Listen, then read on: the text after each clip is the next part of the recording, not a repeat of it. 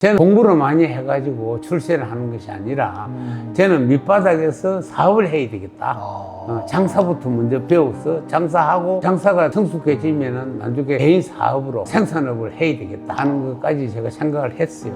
그대로 되더라고. 돈을 버는 게 중요한 것이 아니고 돈은 뒤에서 따라오도록 만들어야 돼요. 일이 앞으로. 일을 앞세우고 기업은 자기 오너의 혼이 어떻게 그 제품에 담기느냐 심어지느냐 그에 따라서 고객의 만족도가 달라진다고 저는 생각을 하거든요. 저도 시골에서 태어났지만은 아주 가난한 농부의 아들로 정말 그때는 먹을 게 없었어요. 제끼의 끼니를 다 못 먹었어요. 그런 시대에 태어나서 굶주림을 겪었기 때문에 제가 이렇게 열심히 앞만 보고 달려오지 않느냐. 회장님께서 내일 아침에 눈을 떴는데 20살에 돈 없던 시절로 돌아갔어요. 당장 뭐부터 하실 거세요? 없는 거는 그건 일시적이고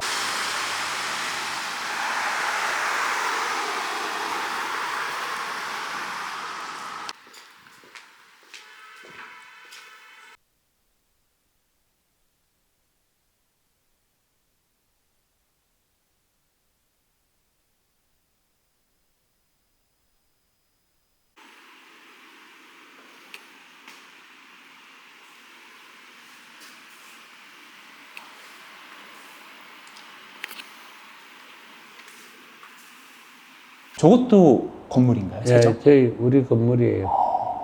2011년도에 국내 패션업계 최초로 1조 원 매출을 달성을 하셨는데 이렇게까지 큰 업적을 달성할 수 있었던 가장 큰 비결 한 가지를 뽑으라면 뭐가 될까요? 나는 나의 혼을 제품에 심는다라는 사원을 걸고 고객이 언제든지 원하는 상품을 만들어서 고객에게 만족도를 높여주는 그런 쪽으로 포커스를 맞춰서 창업을 했거든요. 그 정신을 지금까지 이어와서 내년에 이제 50주년 아닙니까? 50주년을 맞이하는데 창업해서 50년 동안에 이 패션 사업을 이어가는 우리나라의 기업이 그리 많지를 않아요. 거의 소수죠. 지금까지도 지금 현재 고객의 만족도를 높이기 위한 기업 방향을 제가 전부 다 지금까지도 일을 하고 있거든요. 지금 현재 기업 정신을 저는 투철하게 이어가야 된다 이렇게 생각을 하고 돈을 버는 것보다는 돈을 버는 게 중요한 것이 아니고 돈은 뒤에서 따라오도록 만들어야 돼요. 일이 앞으로. 일을 앞세우고 돈은 뒤에서 따라오도록 하는 그 정신을 가지고 지금까지 50년 동안에 지금 걸어왔거든요. 저는 그래요. 이 패션이라는 것은 모든 국민들에게 만족을 주고 기쁨을 주는 사업이라고 저는 생각을 하거든요. 새로운 옷을 계절별로 만들어서 만족하는 제품을 만들어서 우리 국민들에게 입힌다는 것은 굉장히 자부심과 뿌듯함을 가지고 있는 거 아닙니까? 거기에 사명을 걸고 혼을 심어서 제품을 만들어줘야 된다고 저는 생각을 하거든요. 그리고 대표님께서 이 인터뷰를 하면서 계속적으로 말씀해 주시는 것들이 혼인 것 같아요. 그러니까 장인 정신이죠. 다르게 표현. 그렇죠. 그런 정신이 있어야 되고 기업은 자기 오너의 혼이 어떻게 그 제품에 담기느냐 심어지느냐 그에 따라서 고객의 만족도가 달라진다고 저는 생각을 하거든요. 세정이 패션 사업만 하고 있는 게 아니잖아요. 다회사들을 하나씩 말씀해 주실 수 있나요? 건설도 저도 우리도 오랫동안 39년 동안 건설도 했고요. 또 주얼리,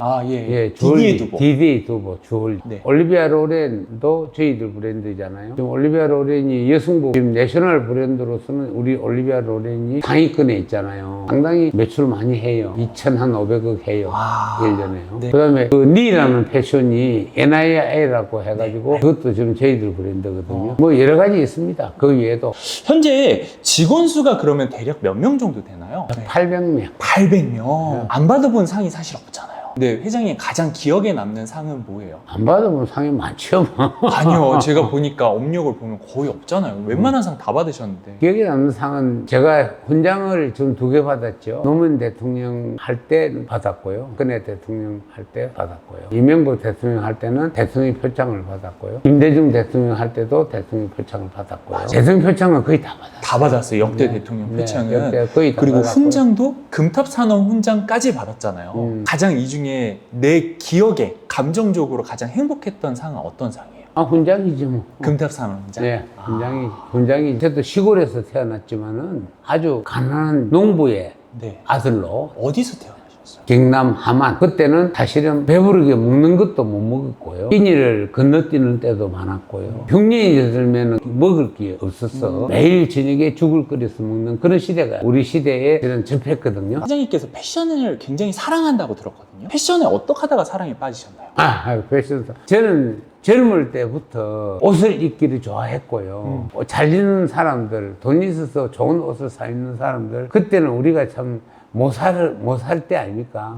우리 세대에 태어난 사람들은 옷도 제대로 못 입었어요. 시골에서 옷 제대로 입은 사람 없어요. 정말 옷에 굶주리고 정말 좋은 옷을 한번 입어봤으면 하는 생각을 가지고 있었는데 앞으로 내가 패션 사업을 한번 해봐야 되겠다 하는 생각을 먼저 했어요. 근데 결국 그 꿈이 이루어지더라고요. 내 생각대로 이루어지더라고요. 저는 나무 옷을 떼다가 도매상도 해봤고요. 도매 판매도 해봤고요. 그게 회장님께서 패션에 입문한 계기잖아요. 계기죠. 그러면 어렸을 때부터 사업을 해야겠다라는 생각은 있으셨겠네요. 있었죠. 저는 공부를 많이 해가지고 출세를 하는 것이 아니라 저는 밑바닥에서 사업을 해야 되겠다. 장사부터 먼저 배워서 장사하고 장사가 성숙해지면은 나중에 개인 사업으로 생산업을 해야 되겠다 하는 것까지 제가 생각을 했어요. 그대로 되더라고. 장사를 해서 먹고 살 만큼은 버셨잖아요. 장사를 아주 잘하셨던 걸로 알고 있는데 장사에서 머물지 않고 기업가 마인드를 가지고 있었던 거네요. 그렇죠. 저는 장사를 해가지고 장사에 만족을 하는 것이 아니라 이제는 내가 브랜드 사업으로 내 브랜드를 내가 만들어서 내가 브랜드 사업으로 해야 되겠다 하는 생각을 가지게 됐죠. 그때 저는 공장을 시작을 했죠. 생산 공장을 차렸죠.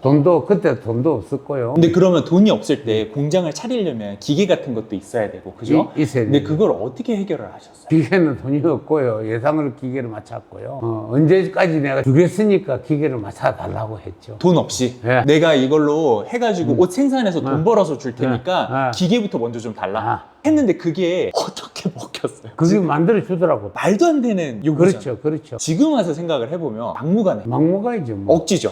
억지가. 근데 그게 어떻게 해서 그분을 감동시켜서 하게 됐나요? 그분이 어떻게 봤든 저를 잘 봤어요. 젊은 사람이 이 보통 투지가 아니구나. 보통 애는 아니다 하는 것을 그 사람도 감지를 했겠죠. 제가 그때는 밤잠을 스치고 일을 했으니까요. 성공에 대해서 목말라 있을 때였군요. 네. 회장님께서 내일 아침에 눈을 떴는데 20살에 돈 없던 시절로 돌아갔어요. 당장 뭐부터 하실 거세요? 없는 거는 그건 일시적이고 최선을 다해서 노력하면은 노력의 대가는 분명히 얻어질 것이라고 저는 생각을 하거든요. 그런 정신을 가지고 살아야 된다 생각을 지금도 하고 있고요. 네. 제가 태어나가지고 제가 걸어온 발자취를 보면은 정말 그때는 먹을 게 없었어요. 새끼의 끼니를 다 못 먹었어요. 그런 시대에 태어나서 굶주림을 겪었기 때문에 제가 이렇게 열심히 앞만 보고 달려오지 않느냐. 어떻게 보면 그때 겪었던 가난이 지금의 회장님을 있게 해준 거네요. 그때는 그렇죠. 힘들었지만 회장님을 그렇죠. 괴롭혔지만 이만큼 했으니까 돈이 그만큼 따라줄 것이라고 믿고 한 것이 아니고 돈은 뒤로 하고 일은 앞으로 그런 정신을 가지고 기업을 창업했고 지금까지 걸어왔거든요. 회장님이 가난했던 어린 시절 때문인지 모르겠지만 기부를 굉장히 많이 하시잖아요. 누적 기부액이